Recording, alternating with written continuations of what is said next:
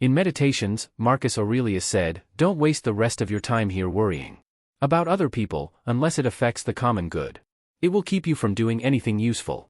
You'll be too preoccupied with what so-and-so is doing, and why, and what they're saying, and what they're thinking, and what they're up to, and all the other things that throw you off and keep you from focusing on your own mind." In my opinion, Marcus touches on the main issue that holds people back in life, being attached to what other people think of them. So I'm going to explore this idea through a dialogue. In Shinjuku, when the clock strikes midnight, a small bar opens up for a few hours. Few people visit it, but the ones who go know what they're looking for. Tonight, Himari takes a seat alone, and after a few drinks, she has the following conversation with the bartender. B. If you're attached to what other people think of you, you'll never do anything truly useful. H. What do you mean? B. If you're attached to what other people think of you, you'll never be yourself. And if life has taught me anything, it's that being yourself is the only truly useful thing someone can do. H. I don't get it. How is being myself useful? B. True usefulness comes from being what you are. Think about a tree, its fruits and oxygen are a byproduct of it being itself. The same holds true for us. We do useful things by being ourselves. H. But aren't I always myself? B. You're getting stuck in language. Let's look at the tree again. Several things can stop the tree from being itself, such as a lack of sunlight, a lack of water, and lots of competition in the environment. There are obstacles stopping the tree from being. So being yourself is the same as overcoming your own obstacles. And one of the greatest obstacles to being yourself is being attached to what other people think of you. H. How does being attached to what other people think of me stop me from being myself? B. When you are being yourself, you have to be willing to violate people's expectations of you. You have to be willing to disappoint them. You have to be willing for them to react negatively. But someone who's attached to what other people think of them is not willing to take that risk, so they end up being who others want them to be rather than being themselves. H. I guess you're right. But what can I do? I depend on what people think of me to survive. B. So you're attached to what people think of you because you're dependent on their opinion for security.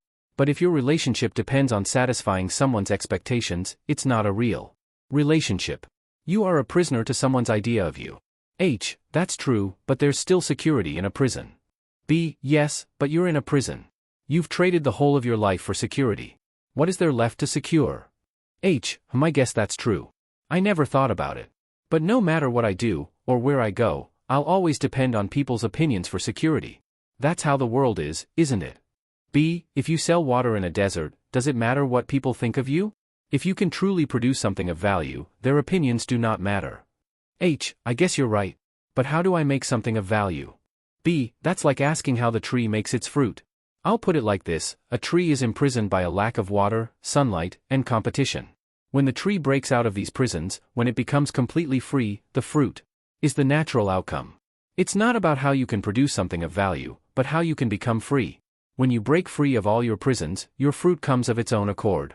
Marcus Aurelius said that caring about what other people think would prevent you from doing anything useful, and I explored the meaning behind this idea through a dialogue.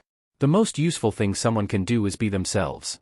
And what we truly are can never be put into words. Whether we think we are good, bad, an artist, or a lawyer, what we are can never be boiled down to a single word. When we say, I am a wife, or a mother, or a musician, or a lawyer, we're taking one tiny sliver of our memory and identifying ourselves with it. We're more than our memories. Being yourself is the same as overcoming your own problems, and truly overcoming your own problems is what allows you to help others overcome theirs, which is why true value lies in being oneself. But as long as we're attached to what other people think of us, we will always be what people want us to be rather than being ourselves. And if we abandon ourselves, we abandon our ability to be truly useful to the world. And if we abandon our ability to be truly useful to the world, we abandon what is perhaps the only form of true security.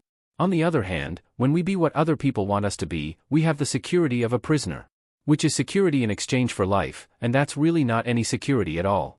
But at the end of the day, this is just my opinion and understanding of Marcus' words, not advice.